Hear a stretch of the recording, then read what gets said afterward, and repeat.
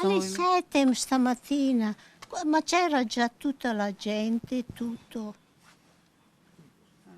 Era lì in mezzo alla strada. Il corpo senza vita di Fiorella Galleazzi, riverso a terra a poche decine di metri dalla sua casa, al 66A di Buscole Alta, tra Farra e Sperta, è stato trovato nelle prime ore della mattinata da alcuni residenti che hanno immediatamente chiamato i soccorsi. Ho sentito quello che è successo, sono rimasto malissimo.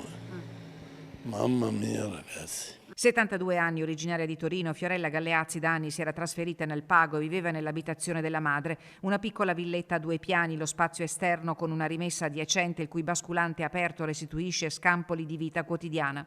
Cosa sia accaduto lo scorso notte è un mistero. Subito si è pensato alla peggiore delle ipotesi, ma le indagini dei carabinieri e gli accertamenti medico-legali disposti dalla procura a breve dovrebbero chiarire la causa del decesso. I vicini sono increduli. La signora Fiorella era più che buona, non faceva del male a nessuno.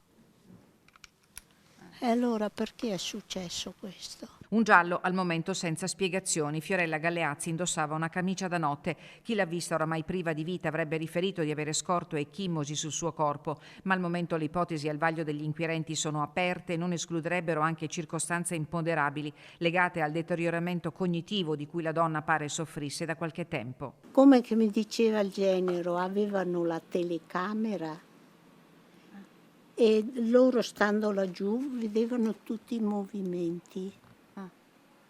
Ieri sera alle 9 l'hanno vista, stava andando a letto. E dopo cosa è successo?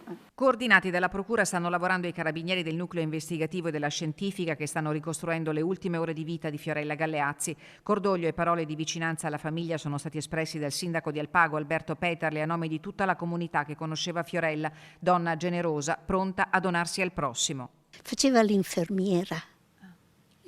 Andava anche con la macchina lei, prima di ammalarsi.